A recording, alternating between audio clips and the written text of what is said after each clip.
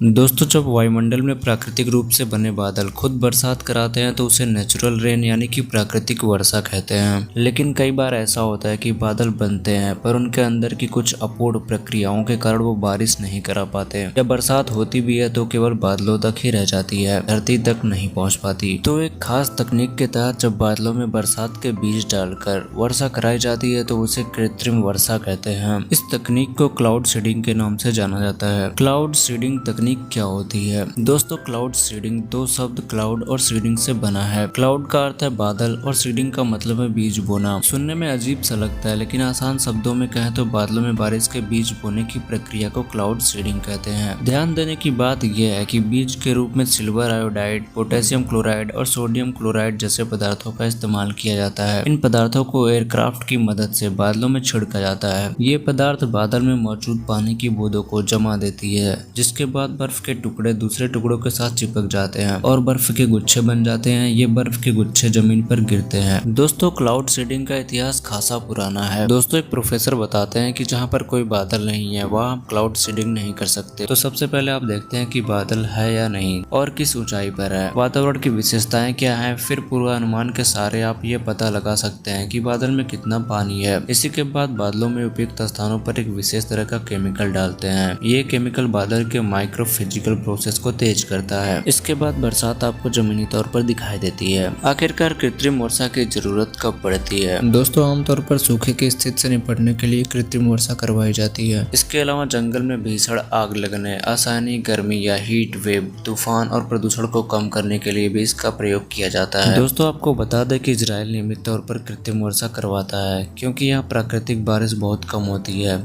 आज के वक्त में संयुक्त अरब अमीरात भी रिसर्च प्रोग्राम और ऑपरेशनल प्रोग्राम में कृत्रिम वर्षा करवाता है। दोस्तों, कृत्रिम वर्षा प्रदूषण नियंत्रण में कितनी कारगर है, आइए जानते हैं। दोस्तों, चीन ने साल 2008 में बीजिंग ओलंपिक्स के दौरान एयरक्राफ्ट और ग्राउंड बेस्ड गन की मदद से क्लाउड सीडिंग की, जिसके बाद उन्हें प्रदूषण को नियंत्रण करने में काफी मदद मिली। भारत ने साल 1984 में इसका पहली बार इस्तेमाल किया। तमिलनाडु तब भयंकर सूखे का सामना कर रहा था, जिसके बाद तमिलनाडु सरकार ने सन 1984 के बीच क्लाउड सीडिंग तकनीक की मदद ली। दोस्तों, वीडियो कैसी लगी मैं कमेंट बॉक्स में जरूर बताएं। यदि चैनल पर नया है तो चैनल को सब्सक्राइब करना ना भूलें।